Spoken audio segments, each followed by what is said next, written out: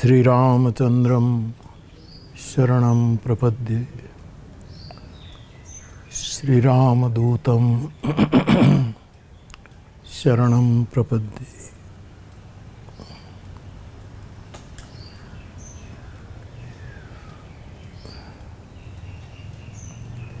राष्ट्रीय अनुष्ठान के इस तपस्या पर्व में आज के दिन का संवाद हो, इससे पूर्व मेरे सभी श्रोता भाई बहन और अन्य सभी को मेरा प्रणाम। जय सिया राम।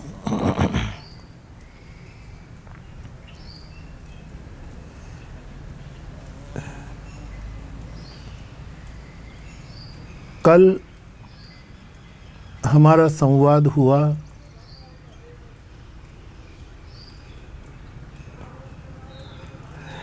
उसमें जबलपुरी जिज्ञासा के जवाब में मैंने आधि भौतिक आधि दैविक आध्यात्मिक मार्ग के मार्गी को, पथिक को, राही को जो बाधाएं, जो समस्याएं, जो विघ्न आते हैं वो शास्त्र क्रम से यानी रामचरितमानस के आधार पर, साधु क्रम से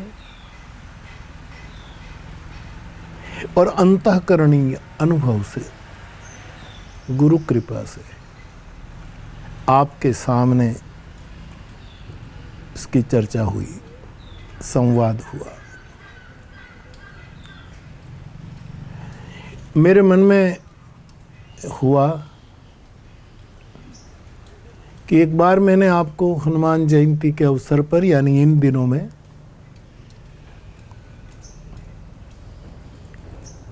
चित्रकूट धाम तलगाजरडा के हनुमान जयंती उत्सव पर दिया गया वक्तव्य का संदर्भ दिया था कि संत, हनुमंत और भगवंत एक आध्यात्मिक त्रिकोण है। ये भी एक प्रस्थान त्रयी है। सम 3 रेखाएं जोड़ करके ये त्रिकोण बना है, बिल्कुल सम रेखाएं।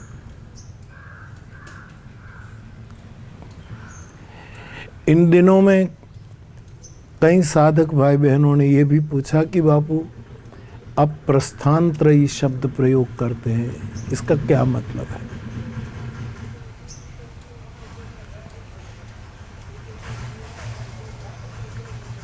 शंकरावतार, शंकरम शंकराचार्यम केशवम बादरायणम सूत्रभाष्य कृतो वंदे भगवंतो पुनः पुनः।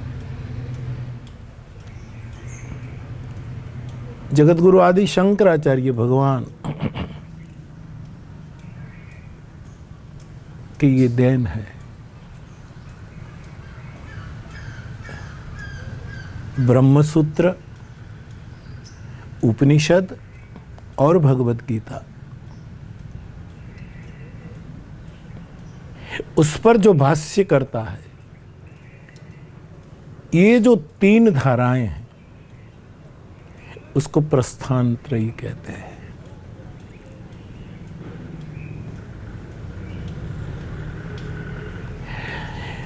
इसलिए कभी कभी शतायु आदरणीय नगिनदास बापा कहते हैं सत्य, प्रेम और करुणा मुरारी बापू की प्रस्थानत्रयी है। मुझे अच्छा लगता है। तो ये संत, हनुमंत और भगवंत, ये समरेखा का एक त्रिकोण, ये भी एक प्रस्थानत्रयी है।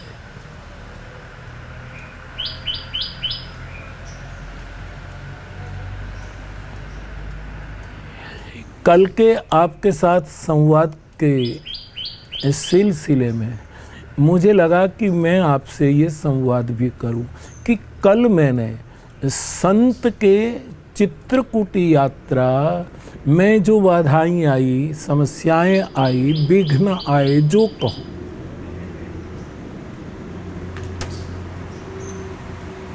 उसका जिक्र किया। आज मुझे लगता है हनुमंत की यात्रा में कौन विघ्न आए, कौन बाधाएं आई, कौन समस्याएं आई, और फिर इस त्रिकोण में संत के मार्ग की बाधाओं का तो कल संक्षिप्त वर्णन संवाद हुआ। अब हनुमंत उसकी किष्किंधा से लेकर त्रिकूट की यात्रा मानी लंका की यात्रा में जो बाधाएं आई वो भी थोड़ा स्पर्श करो, और अंत में भगवान राम, अयोध्या से भगवान राम की यात्रा शुरू होती है, कभी रथ में, कभी नौका में, उसके बाद निरंतर बिनु पदत्राण पैदल यात्रा, कभी हनुमान जी के कंधे पर बैठकर, पीठ पर बैठकर सुग्रीव के ऋष्यमुख पर्वत तक की यात्रा,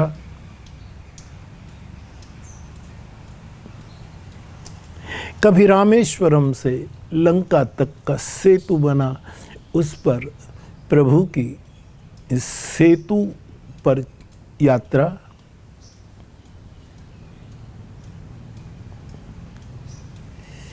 युद्ध के रणांगण में जब देवराज इंद्र ने रथ भेजा,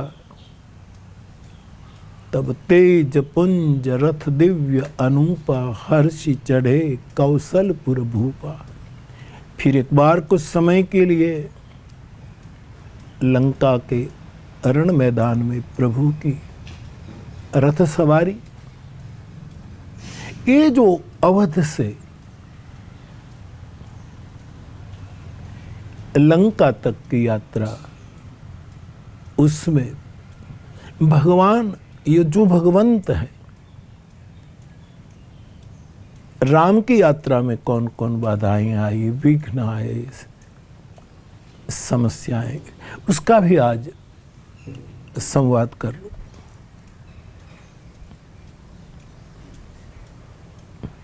पहले तो हुआ कि आज हनुमंत यात्रा के बाधाओं का जिक्र करूं, फिर कल भगवंत यात्रा, लेकिन फिर लंबा हो जाएगा।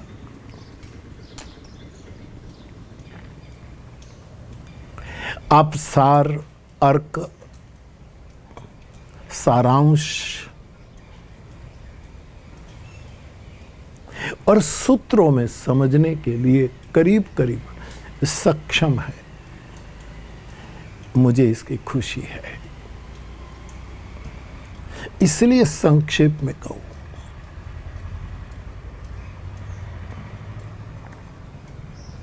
समास में कहूं, और ये भी आप ध्यान दें मेरे भाई बहन, ये तलगाजरड़ी दृष्टि में, त्रिभुवनी दृष्टि में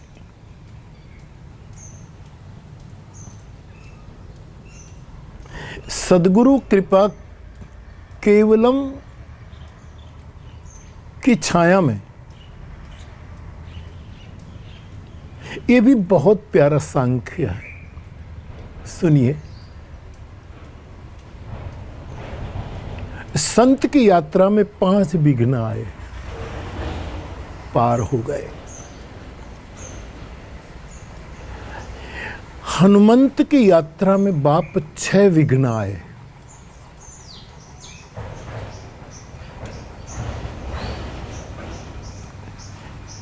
विघ्न को पार करते करते सीता तक पहुंच गए। संत को चित्रकूटी राम तक पहुंचना था, और हनुमंत को त्रिकूट में बैठी मां सीता तक पहुंचना था। संत को चित्रकूट के कामद वन तक पहुंचना था, हनुमंत को अशोक वन तक पहुंचना था।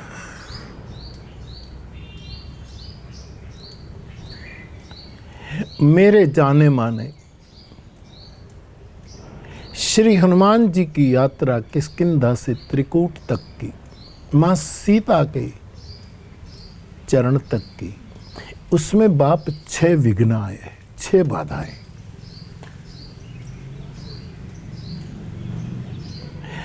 और भगवान राम की यात्रा में, अवध से लंका तक की यात्रा में 7 विघ्न आए, 7 बाधाएं, 7 समस्याएं आई।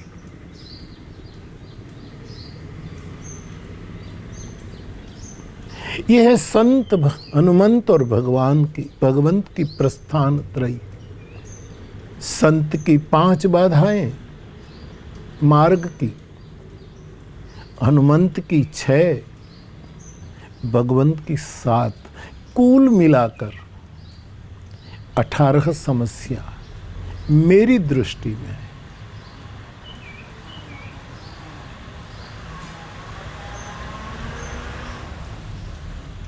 है।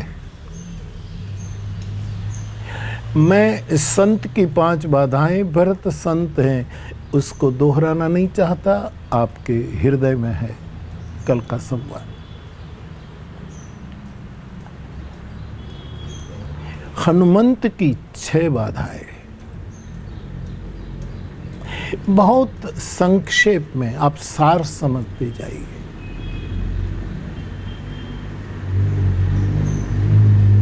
श्री हनुमान जी की यात्रा जब शुरू होती है सीता के खोज की, यद्यपि इस मंडली के नायक अंगद हैं और मार्गदर्शक जामवंत जी हैं, हनुमान जी इस मंडली के एक सबसे पीछे रहने वाला सदस्य है।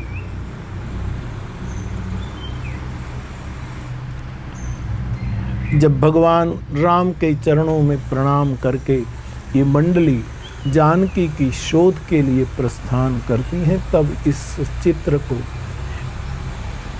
आप जानते हैं, 5 पवन तनय सिरुनावा, जान काज प्रभु निकट बुलावा।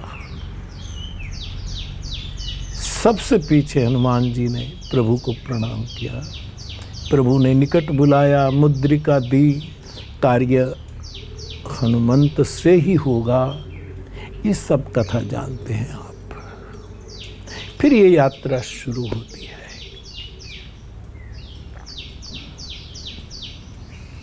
त्रिभुवनीय कृपा के कारण मैं कहूंगा पहला विघ्न, पहली बाधा, पहली समस्या श्री हनुमान जी के लिए ये आई कि गहन जंगल में सब भुलावे में खो जाने की तैयारी में, कोई रास्ता नहीं, अवधि पूरी होने में कुछ दिन बाकी है, मां जानकी की कोई खबर नहीं मिली और सबसे बड़ी समस्या थी प्यास और भूख। हनुमान जी को लगा कि ये सब बंदर बिना पानी बिना कुछ खाए मर जाएंगे, क्या किया जाए। पहली समस्या सीता तक पहुंचने की। तब जाके श्री हनुमान जी अगवानी कर लेते हैं। एक पेड़ पर या पहाड़ पर चढ़कर चारों ओर देखते हैं कि कहीं पानी मिल सकता है, और भूमि बिबर एक कौतुक देखा। एक पृथ्वी के बिबर में कौतुक देखा, कई प्रकार के पक्षी अंदर जाते थे, बाहर निकलते थे। सोचा कि वहाँ पानी, दाना पानी होने की संभावना है। बुद्धिमताम वरिष्ठ,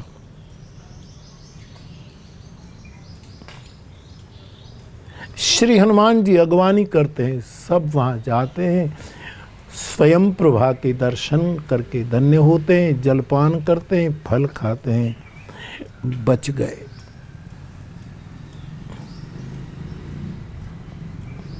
मेरे साधक भाई बहन,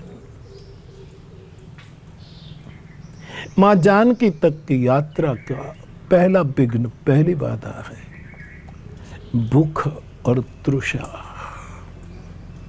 भूख और तृषा प्राण का धर्म है।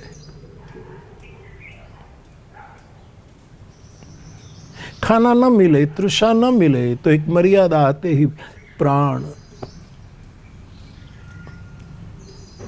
चले जाते हैं। भूख तरस, एक अर्थ में भूख और प्यास प्राण का धर्म है। जीवन ये और मृत्यु इस शरीर का धर्म है।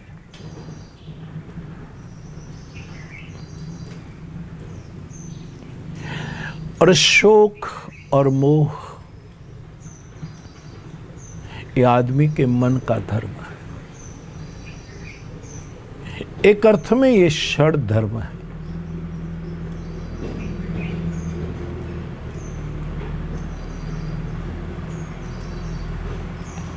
भूख और प्यास की समस्या श्री हनुमान जी के अगवानी में टल गई। आंखें मूंद कर बैठे थे, बीच में आंखें खोली, सब समुद्र के तट पर पहुंच गए। और वहां एक और समस्या आई, वो थी संपाति।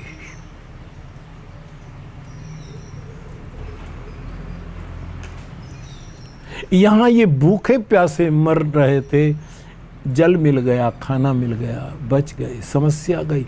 लेकिन समंदर के तट पर पहुंचे तो जटायु का ज्येष्ठ बंधु संपाति वो भूखा पड़ा था, पक्षहीन। वो इन बंदरों को देख करके, आज मुझे विधाता ने खुराक दिया, मैं इन सबको खा जाऊंगा। वहां भी भूख की समस्या है।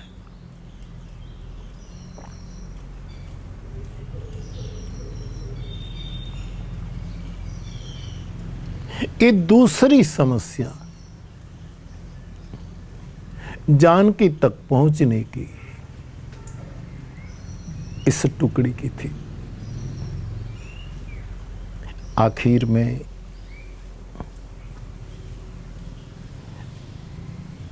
उसको सब पता लग गया। तब वो जो भक्षण करना चाहता है वो रक्षण बता रहा है। मेरी पंख नहीं है, पांख नहीं है, आंख में यहाँ बैठे बैठे अशोक वाटिका में, अशोक वृक्ष की छांव में जानकी जी बैठी हैं। जो जाएगा वो प्रभु कार्य करके लौटेगा। मारने वाला मार्गदर्शक बन गया। मेरे भाई बहन, यकीन करना, यदि हमारा मार्ग परम सत्य का है, परम प्रेम का है, परम करुणा का है, तो बाधाएं तो आएगी। लेकिन जो बाधक हैं वो हमारे कार्य के साधक भी बन जाते।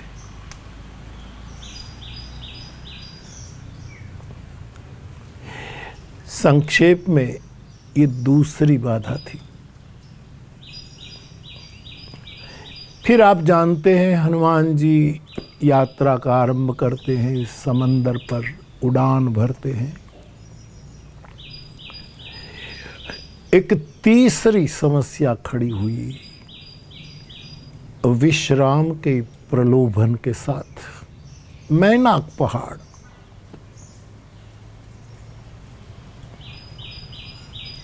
संपाति वाली समस्या, पांख वाले की समस्या थी। ये पहाड़ के रूप में, ये भी पांख वाला था। पहले पर्वतों को पांख थी, ऐसा पुराणकार कहते हैं। ये बहुत अहंकारी बनकर जहां उड़ करके बैठ जाते, गांव के गांव तबाह कर देते थे। तब इंद्र ने वज्र से पर्वतों की पांखें काट दी। तब से ये सपक्ष मैनाक समंदर का आश्रित था, स्वर्णिम था, सोने का। आज हनुमान जी के मार्ग की कसौटी करने के लिए ये बाहर आता है, विश्राम का प्रलोभन देकर। स्वर्णमयी पर्वत है। मेरे भाई बहन, भक्ति की यात्रा, शांति की यात्रा, शक्ति की यात्रा में प्रलोभन बाधा है। आराम करना, प्रमादी हो जाना बाधा है। प्रमादो वै मृत्यु, श्रुति कहती है।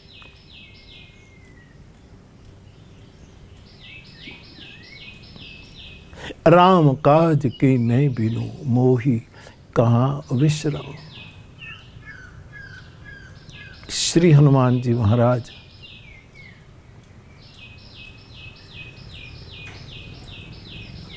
मैनाक के सिर पर हाथ रखकर ये दूसरी समस्या से आगे बढ़ गए। भक्ति के मार्ग में बहुत प्रलोभन आते हैं, ज्ञान मार्ग में भी बहुत प्रलोभन आते। कहते हैं रिद्धि सिद्धियां नर्तन करने लगती है, फंसा तो गया।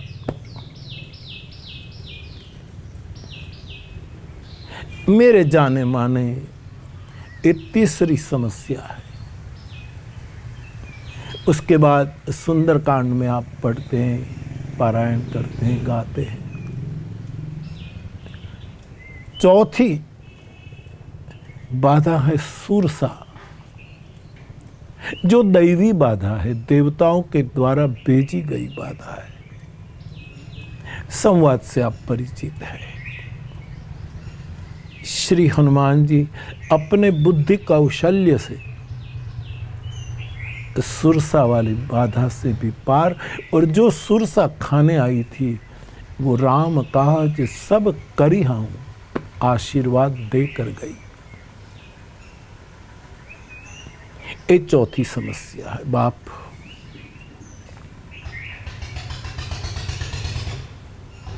पांचवी समस्या है सिंह का। निशिचरी एक सिंधु महाराई, राहु की मां मानी जाती है, जो गगनचर की छाया पकड़कर गिराती है और उसको खा जाती है।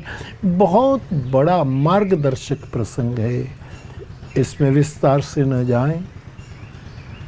उसने छल किया, हनुमान जी सिंहिका के छल को पकड़ पाते हैं और उसको निर्वाण देकर सागर पार हो जाते हैं। मेरी समझ में ये पांचवी बाधा है। छठी बाधा, नगर में प्रवेश के समय लंकिनी नाम की राक्षसी मार्ग रोकती है। वो भी खाने के लिए तत्पर होती है। एक छठा विघ्न भी आशीर्वाद देकर चला गया।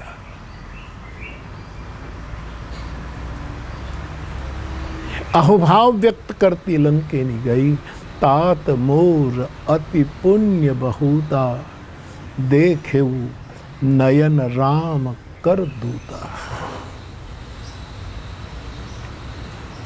अंत में श्री हनुमान जी जानकी तक पहुंच जाते हैं।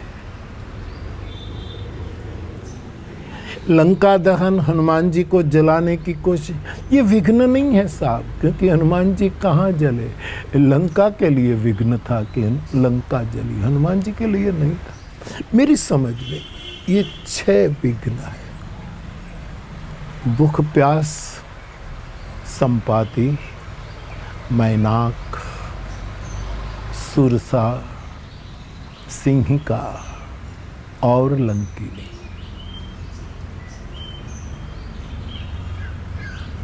हनुमान जी इन 6 समस्याओं को पार कर लेते हैं।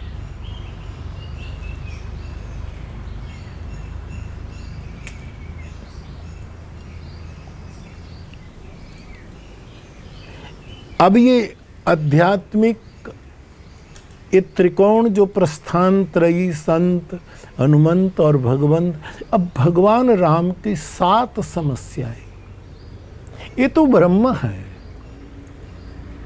क्या समझ। लेकिन ललित नर लीला में अपने भक्तों के लिए जो वो लीला करते हैं, अवतरे वो अपने भगत हित, निज तंत्र नित रघुकुल मणि। ये परवश नहीं है, कुछ भी करे, क्योंकि जिसको कर्म और कर्म फल में स्पृहा होती है उसी को ही कर्म बांध सकता है। जिस साधक को कर्म फल में जरा भी स्पृहा नहीं, उसको कोई भी कर्म कभी बंधन नहीं डाल सकता। परमात्मा निज तंत्र है। लेकिन हम जैसे को परम सत्य, परम प्रेम और परम करुणा का मार्ग पर मार्गी होने के लिए ये बाधाएं हमारा मार्गदर्शन करती हैं कि इससे कैसे पार किया जाए।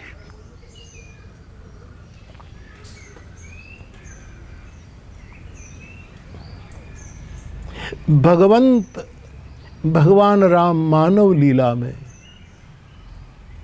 जो अवध से यात्रा का आरंभ होता है, इस यात्रा लंका तक जाती है। वहां मेरी समझ में गुरु कृपा से इसी धरती के कारण 7 समस्या है। वैसे भगवान राम का दशावतार की गिनती में अवतार भी तो 7वां है। जिस रामचरितमानस, राम का चरित्र, नाम रूप लीला धाम का वर्णन है, वो रामचरितमानस परम सदग्रंथ, वैश्विक सदग्रंथ, उसके सोपान भी तो 7 है। मंगलाचरण के मंत्र भी तो 7 है। ज्ञान की भूमिकाएं भी 7 है। सप्त पाताल,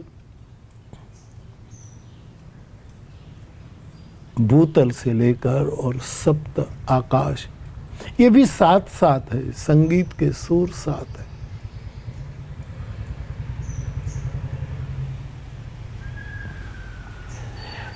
रामचरितमानस के समापन में अपने बुद्ध पुरुष के चरणों में खगराज गरुड़ जो प्रश्न पूछते हैं वो भी तो 7 है।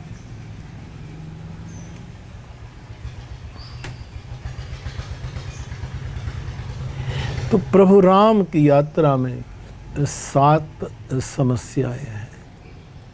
पहली समस्या, पहली यात्रा प्रभु की विश्वामित्र के संग यज्ञ रक्षा की यात्रा, और पहला विघ्न ताड़का, सुनि ताड़का क्रोध कर धाई।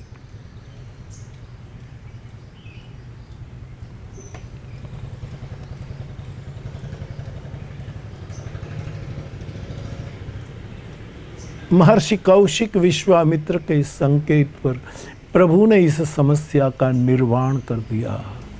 एक ही बान प्राण हरि लीला।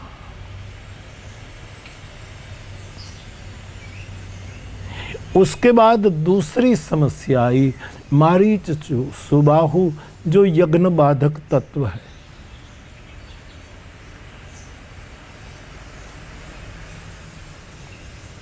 परमात्मा ने सुबाहु वाली समस्या को निर्वाण दे दिया और मारीच वाली समस्या को, जहां आखिर में रावण का निर्वाण होने वाला है, वहां लंका में बिना फने का बाण मार करके फेंक दिया। ये समस्या भी गई।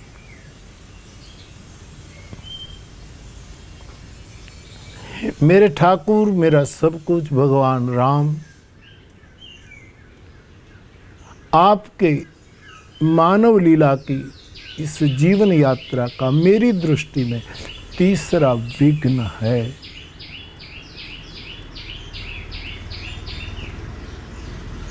आवेशावतार परशुराम।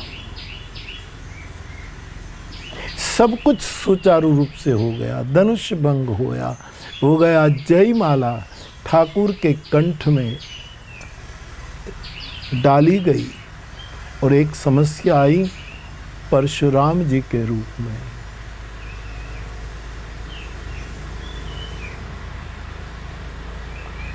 परमात्मा के वचनों से परशुराम जी की बुद्धि के कमाट खुल जाते हैं और कही जय जय जय रघुकुल केतु भृगुपति गए बनहि तपे अवकाश प्राप्त कर। ये परशुराम वाली समस्या भगवान राम के मार्ग से हट गई।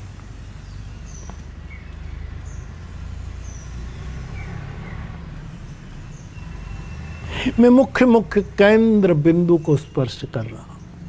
हरि अनंत, हरि कथा अनंत। मेरे देखे माने भगवान राम के जीवन यात्रा की चौथी समस्या है शूर्पणखा। बीच में बहुत समय गया।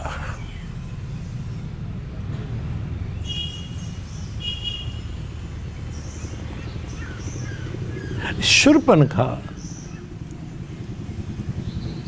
विघ्न है, बाधा है। समय नहीं उसके बारे में बहुत बोलने को जी करता।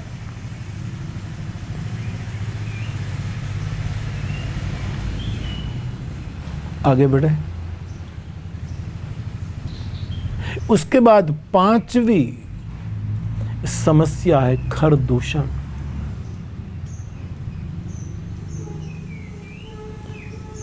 जिसको संतों ने, हमारे राम कथा के जगत में मनीषियों ने राग और द्वेष कहा है। और ये राग और द्वेष बहुत बड़ी समस्या है।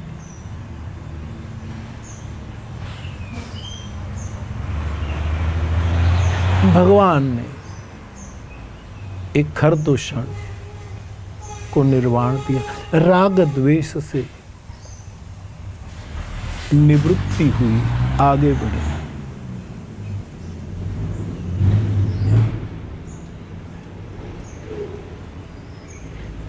फिर सीता का अपहरण आदि आदि तो नियति है।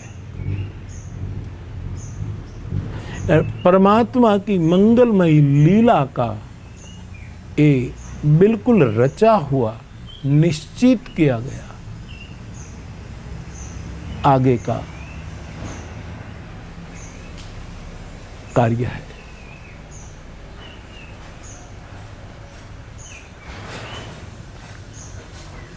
सीता की खोज करते करते भगवान राम आगे बढ़ते हैं तो रास्ते में एक समस्या आई।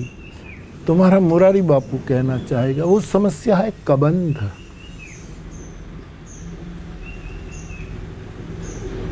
एक बहुत बड़ी समस्या थी। कबंध आता है बिल्कुल एक दो पंक्ति में चला जाता है,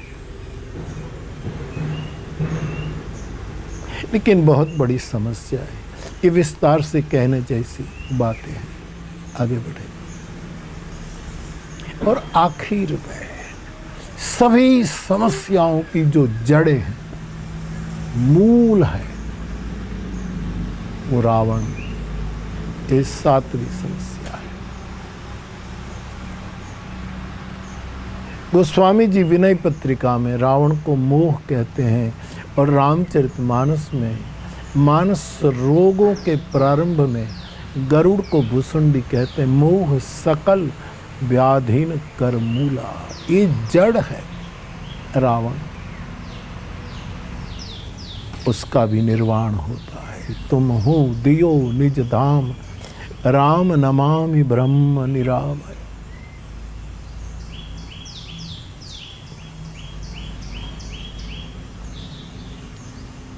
आप मानस के श्रोता हैं, स्वाध्याय करते हैं, पारायण करते हैं, मानस का स्वाद लेते हैं।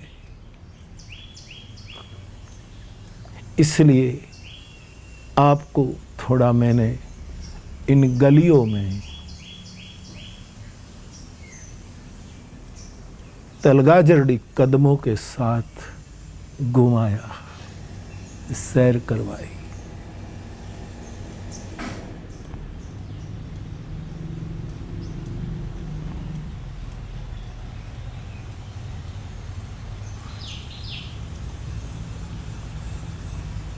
तो ये 7 समस्याएं भगवंत की, जो परमात्मा ने इन 7 समस्याओं का निर्वाण कर दिया। संत यात्रा में 5 समस्या, हनुमंत यात्रा में 6 समस्या 11, और भगवंत की यात्रा में 7 समस्या, कुल मिलाकर 18। ये पूर्णांक है।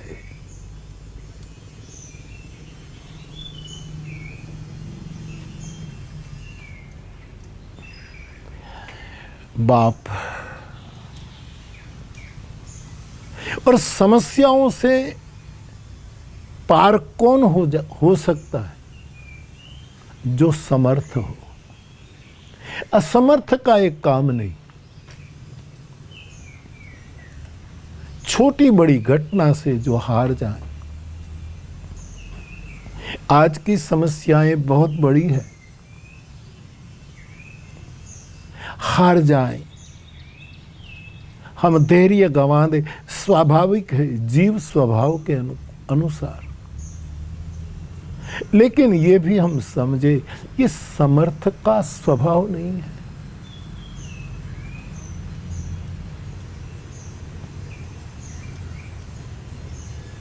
ये संत, हनुमंत और भगवंत तीनों ने अपनी, संत की 5, हनुमंत की 6, भगवंत की 7, ये 18 समस्याएं उसका निर्वाण कर दिया, पार हो गए। मेरी दृष्टि में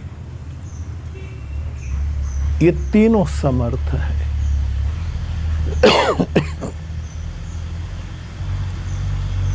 संत समर्थ होता है, ध्यान देना, साधु समर्थ होता है, बुद्ध पुरुष समर्थ होता है।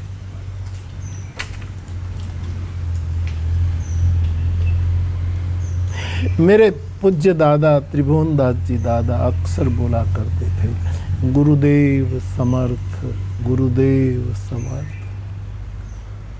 साधु गुरु है, ये समर्थ होता है।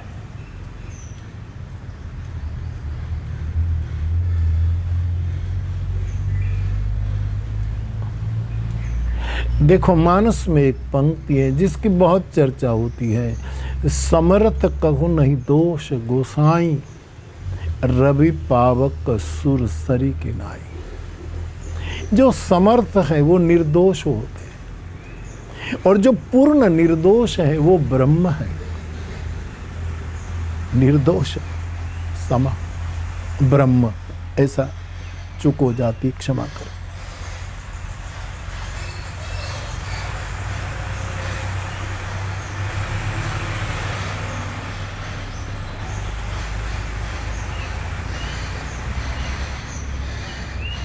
संत समर्थ है, इसलिए कोई भी समस्या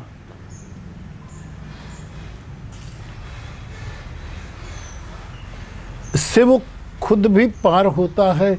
अपने संग जो चले हैं, पूरी अवध चली, पूरी कायनात, पूरा संसार चलता है, इसको भी वो पार करा देते हैं। साधु का ये सामर्थ्य है।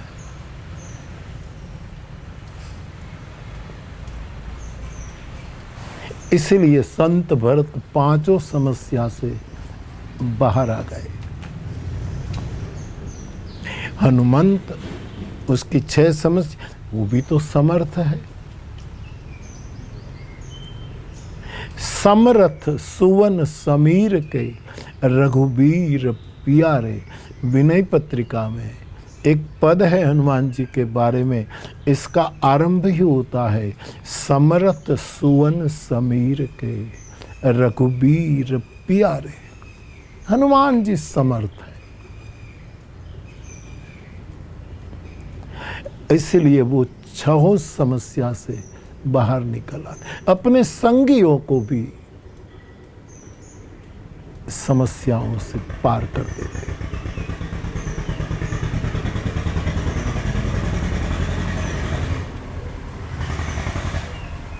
और भगवंत अस समर्थ रघुनायक भजहि जीवते धन्य।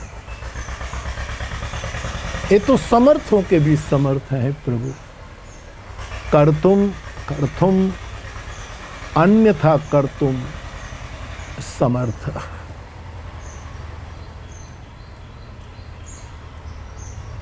संत भी साधु भी यही कर सकता है, हनुमंत भी यही कर सकता है, भगवंत भी यही कर सकता है। पूरा महाराष्ट्र संत स्वामी रामदास जी को समर्थ रामदास कहते थे। साधु समर्थ होता है। वो स्वामी जी ने कहा रवि पावक सुरसरी की नाई, निर्दोष होता है।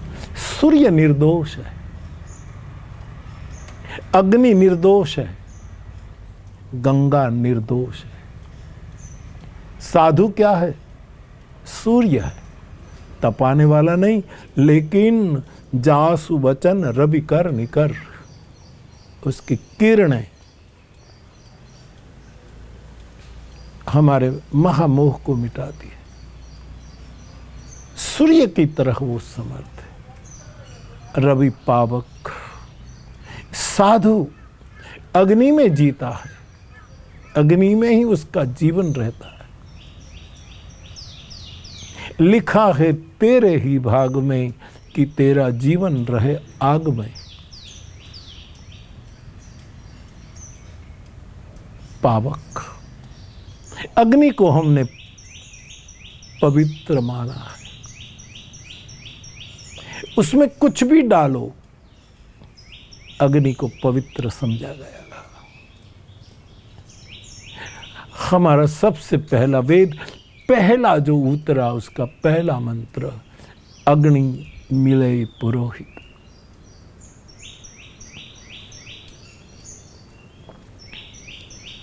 साधु अग्नि है, शीतल अग्नि है।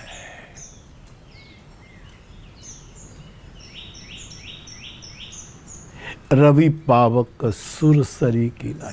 और गंगा जी की पवित्रता के बारे में कौन कुछ कह सकता है?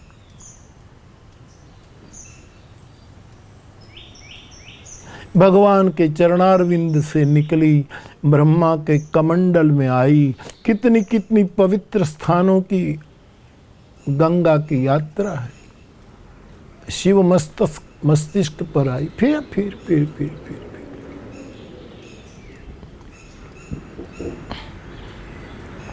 तो साधु सूर्य है, वचन रवि कर निकर है।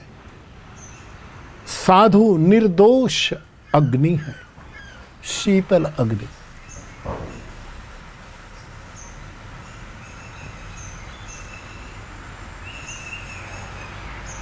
और साधु गंगा है।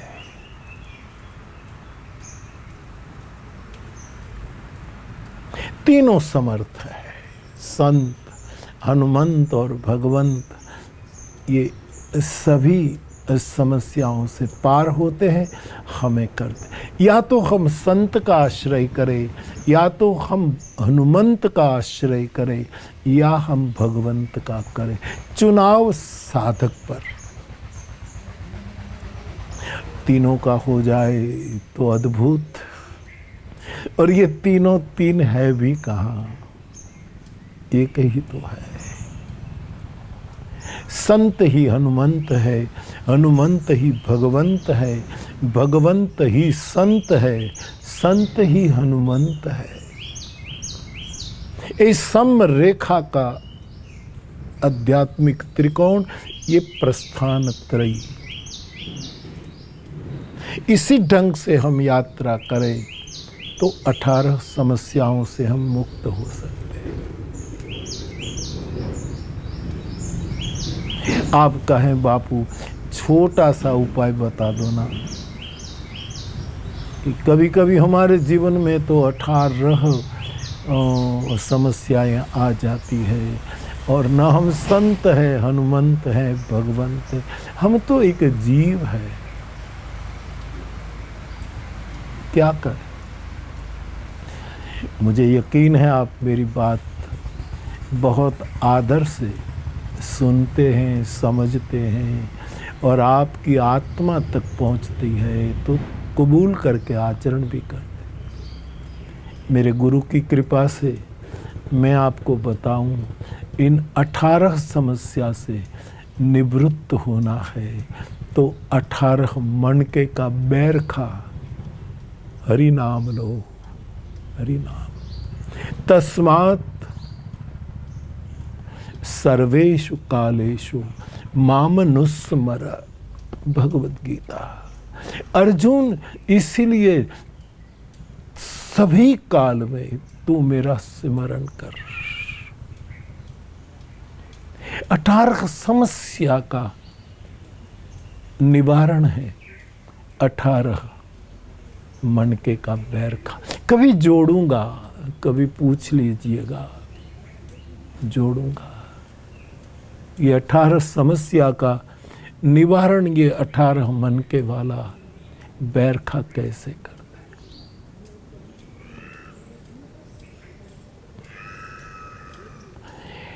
बाप, आज के संवाद को विराम दूं इससे पहले एक छोटी सी बोध कथा थोड़े परिवर्तन के साथ, पहले भी कभी कही है आपने और कई जगह से भी सुनी होगी। बिलग बिलग विद्या वाले 4 मित्र एक वृक्ष के नीचे इकट्ठे हुए थे। इसमें एक ब्राह्मण था। यहां कोई वर्ण जाति भेद की बात नहीं, ये केवल दृष्टांत है, ध्यान देना। एक सुथार था, एक दर्जी था, टेलर था, एक स्वर्णकार सोनी था। स्वर्णकार के पास अपनी विद्या, सुतार के पास अपनी विद्या, ब्राह्मण देवता के पास अपनी विद्या और दर्जी के पास अपनी विद्या थी।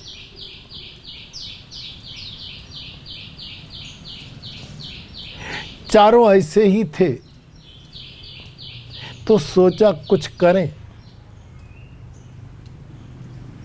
सुथार ने एक जो वृक्ष था उसकी एक डाली काटी और अपनी सुतार विद्या के कारण वहाँ बैठे बैठे उसने, अकेले बैठे थे, इस बड़ी मोटी डाली से उसने एक सुंदर मूर्ति बनाई, बहुत हसीन, रमणीय, अति सुंदर, मानो कोई स्वर्ग की अप्सरा हो, इतनी, क्योंकि ये विद्या थी उसके पास।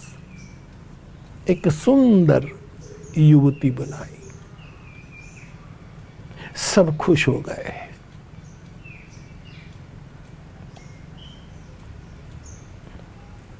जो दर्जी था उसने कहा मुझे अपनी विद्या का उपयोग करने का अवसर मिले। बोले जरूर।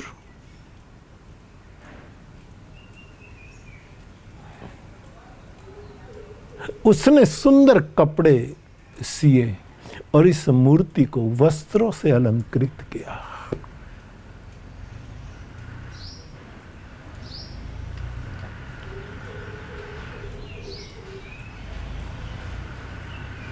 बहुत सुंदर लगने लगी वस्त्रों के कारण ये मूर्ति।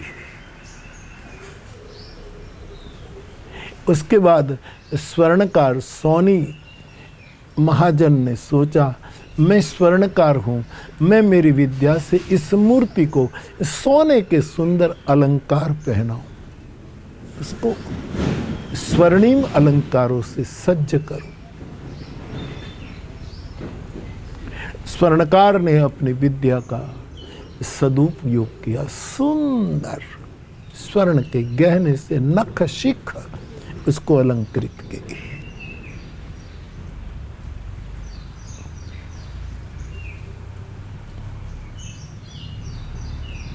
तब ब्राह्मण देवता बोला, मेरे पास विद्या है, मैं प्राण दे सकता हूँ, प्रतिष्ठा कर सकता हूँ प्राण की। मंत्र बोलकर मैं इस मूर्ति को सजीव कर दूँ। और कहते हैं ब्राह्मण देवता ने मंत्रोच्चार करके इस मूर्ति पर जल सींचा और मूर्ति एक युवती के रूप में सजीव हो गई। 16 साल की मूर्ति बन गई, एक जीवित अद्भुत लावण्य। लेकिन समस्या अब आई, चारों इस युवती पर अपना दावा बोलने लगे। सुथार ने कहा, ये मूर्ति मैंने बनाई इसलिए युवती मेरी है। दर्जी ने कहा, इसको वस्त्रों से लज्जा मैंने दी, इस पर मेरा अधिकार है। स्वर्णकार ने कहा, मैंने स्वर्णिम अलंकारों से इस मूर्ति को आभूषित किया, विभूषित किया, मेरा अधिकार। तब ब्राह्मण देवता ने कहा, बक बक मत करो, बकवास छोड़ो, मैं प्राण न देता तो ये मूर्ति पर मेरा अधिकार है।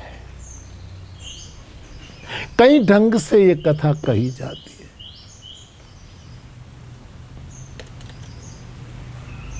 अब चारों लड़ने की तैयारी पर एक युवती का चारों ओर से खींचातानी हो गई। सुथार कहे मेरी, दर्जी कहे मेरी, स्वर्णकार कहे मेरी, ब्राह्मण देवता कहे मेरी। इतने में परम सत्य, परम प्रेम, परम करुणा के मार्ग पर चलने वाला कोई मार्गी साधु निकला।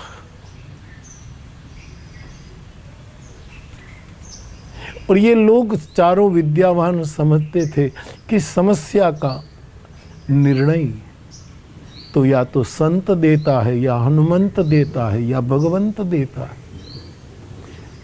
इस महापुरुष को पूछा जाए, बाबा हमारी ये समस्या है, आप, युवती खड़ी है, मुस्कुरा रही है।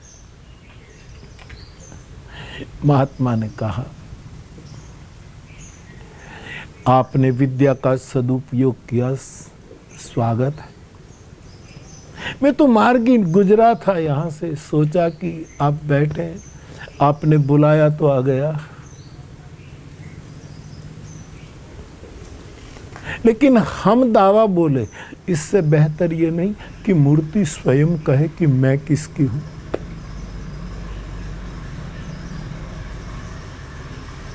निर्णय उसको करने दो। यद्यपि आपने प्राण प्रदान किए, सुंदर वस्त्र दिए, अलंकार दिए, मूर्ति गढ़ी, लेकिन निर्णय खुद को करने दो। मूर्ति ने मुस्कुराते कहा, मैं इस वृक्ष की हूं और परी की तरह उड़कर ये मूर्ति वृक्ष में समा गई। ऐसी समा गई कि यत गत्वा न निवर्तन्ते, फिर कभी लौटना नहीं। बाप, ये लॉकडाउन के समय में हम सब घर में बैठे हैं, एकांत में बैठे हैं।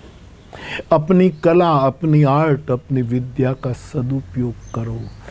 कुछ निर्माण करो, कुछ अलंकृत करो, कुछ को शोभा दो, किसी को जीवन दो, लेकिन अधिकार मत जमाओ कि ये मूर्ति मेरी है। भगवान कृष्ण ने कहा है, विद्यावानों की विद्या मैं हूं।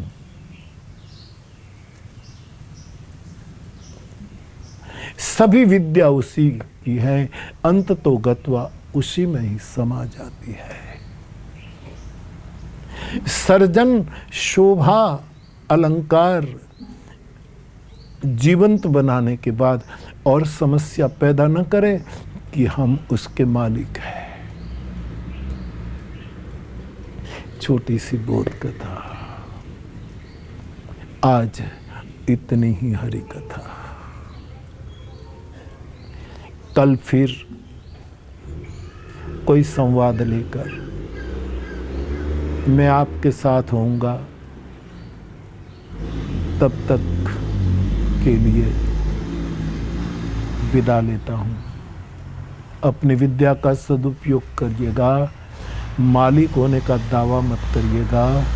और कुछ सर्जन, कुछ ये एकांत में बैठकर ये तपस्या का और ये अनुष्ठान पर्वों में उसमें कर, और ये सब करने के बाद फिर लगे कि अब क्या करें, तब 18 मनके का बैर खा लेकर तस्मात् सर्वेषु कालेषु मामनुस्मर, प्रभु का सिमरन करना। सर्वे भवन्तु सुखिनः, सर्वे सन्तु निरामयाः। खुश रहो बाप, खुश रहो। सभी को मेरा प्रणाम। जय सिया राम।